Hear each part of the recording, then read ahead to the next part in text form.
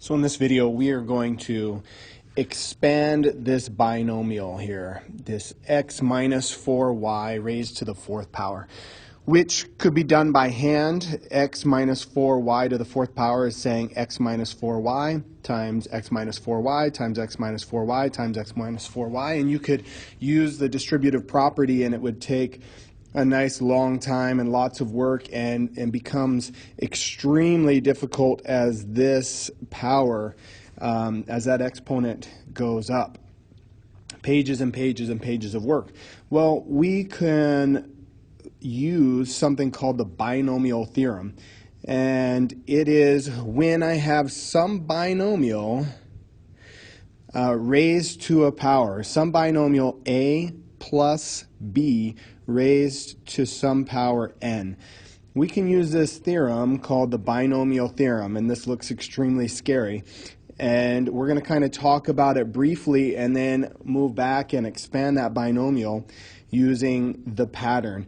This, even though it looks scary, the pattern is very easy to use. So we see here when I have a plus b raised to the n, it is equal to, well, this Greek letter sigma means the sum, right? So we're going to be adding, and you see I have a binomial here expanded. We see we have one term plus another term plus another term plus another term. So that's this part right here is saying you're adding these parts together. From k equals 0 to n of n choose k, this says n choose k times a raised to the n minus k, b raised to the k. And you see down here in this expanded form that I have a raised to some power, b raised to some power, and I have some coefficients there. And that's all this hot mess here is talking about. This piece right here gives us the coefficient on each term. And you might remember this from your combinatorics when we're doing combinations. The combination of a group of n chosen k at a time is equal to n factorial divided by n minus k factorial times k factorial. And all that's saying is something simply like this. Hey, if I have a group of 3 and I'm going to choose one, how many different ways are there to do that? Well, the answer is 3. And it works for any combination here. Obviously, I could choose, let's say there's a group of 3 people. I could choose the first person, the second person, or the third person, so I have 3. Well, it follows the formula. If I have 3 factorial divided by 3 minus 1, however many I'm choosing, factorial, over 1 factorial, which equals 3 factorial divided by 2 factorial, which is 3. And what that does is that gives me the coefficient. It happens to give me the coefficient of a certain term. So this happens to be this coefficient here, right? And this is a whole lot of work if we're going to figure out each term, but we can, going back here, use Pascal's Triangle, and Pascal's Triangle gives us the coefficients already for us depending on what my exponent is. So here, first thing I want to do is label, right? I need to identify, well, what is A, what is B, and what is N? So that's the first thing I'm going to do. So A is going to be equal to X. B, now notice with B, I could rewrite this as X plus, because the formula says it's got to be a plus. Plus, yeah, I could put this in brackets, negative 4y raised to the fourth. So we see that B is a negative 4y. And then n is my exponent, n is 4. Well, in Pascal's triangle, the first row here is row 0. So the fifth row, the fifth line is going to represent row 4, or when my exponent is equal to 4, here are my coefficients. So here's the pattern I'm going to set up.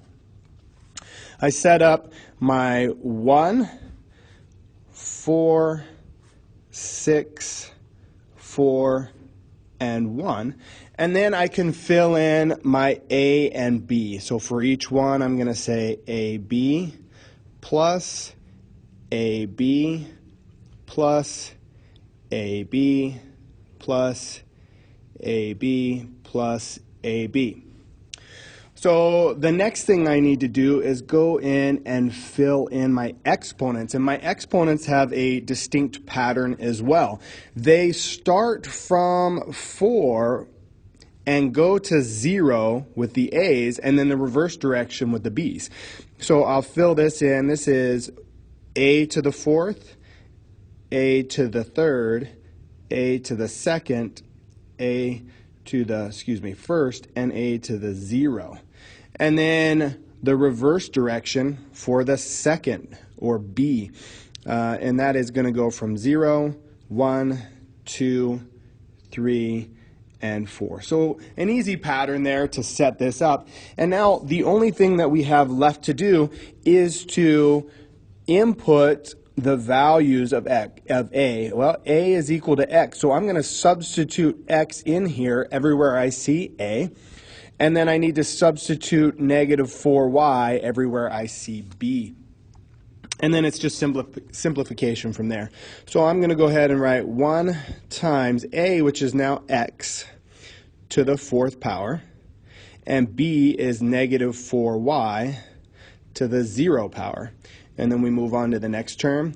4a, which is x, to the 3rd power. And b, which is negative 4y, to the 1st power, plus 6a is x to the 2nd power, b is negative 4y to the 2nd power, plus 4 raised to the x to the 1st power, and negative 4y to the 3rd power, and finally 1 x to the 0, negative 4y to the 4th. Okay, and now it's just simplification from there. Well, the first thing we see is anything to the 0 power is 1. So 1 times 1 is 1, and we're just left with x to the 4th here.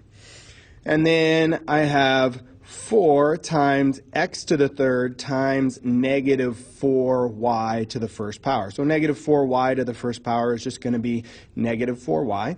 So then I would multiply negative 4 and positive 4 to give me negative 16. And then I have x to the 3rd y. And then I'm going to do the same over here, but now notice that this negative 4y is raised to the 2nd power. That's saying negative 4y times negative 4y. So we can essentially just distribute this 2 to the negative 4 and to the y. So this becomes negative 4 squared, which is 16, and y squared. And then we would multiply 16 times 6 to give me a positive 96. So now I have a positive 96. It's x squared and y squared for my 3rd term.